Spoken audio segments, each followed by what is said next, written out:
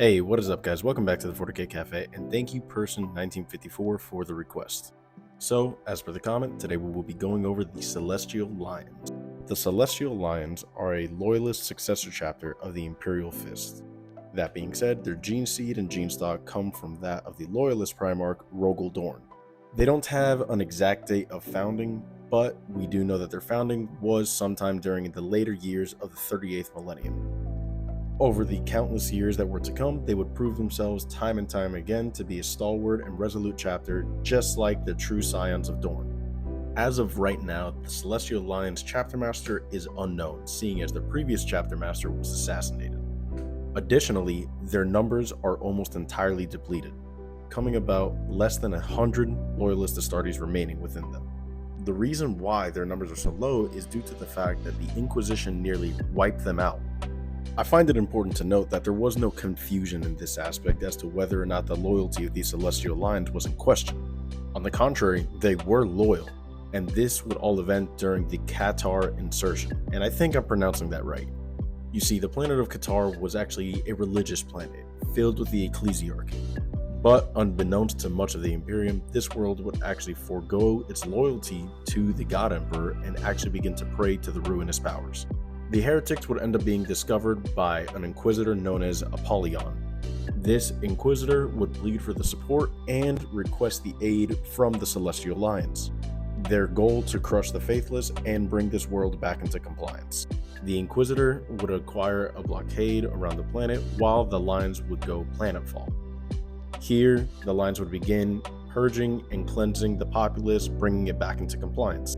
Once the Celestial Lions believed that the planet no longer needed Astartes to bring it into compliance, they would begin to depart for their ships.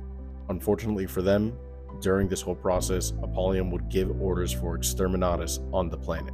Many of the loyalist Astartes would be caught in the crossfire from the orbital ships and the bombardment. The reason for exterminatus was because Apollyon believed that the roots of the planet itself were still covered in the ruinous powers. Whether this turned out to be true is still up for debate and nobody truly knows.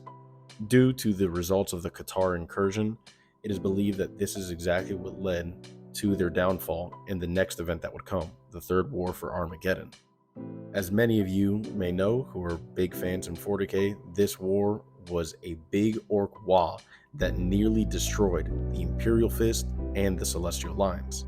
The Celestial Lions barely faring better than that of the Imperial Fist. The Lions would send 983 loyalist Astartes to assist in the war for Armageddon.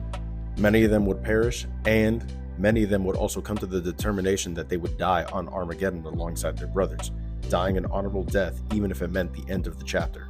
By the end of the war for Armageddon, less than 100 would survive, effectively declaring the chapter dead. For many of the next Standard Terran years to come, they would focus on rebuilding what was left of their fallen chapter, returning to their homeworld, Elysium 9, to do so. Now, fast forward to the era Indomitus, the Celestial Lions would be struck with yet even more bad luck as they would lose their homeworld to invading Chaos Cultists as a result of the Great Rift. The chapter master at the time, Dubaku, would request the assistance of the Emperor Spears and ask that many of the Celestial Lions be able to relocate to the Emperor Spears' homeworld, Nemeton. In this process, it would be unfortunate where Dubaku would meet his fate. Due to the vendettas of the Inquisition with the Celestial Line, a Calidus assassin would go on to decapitate and assassinate the chapter master of the Celestial Lions. Losing their homeworld and their chapter master, the Celestial Lions would be left to rebuild once again. There are so many details that I know I glossed over or fast forwarded through regarding the Celestial Lion. And that's not because I dislike them or anything. On the contrary, I actually do really enjoy them. But there's so much information on this very well fleshed out chapter that I can't go over all of it in a single video.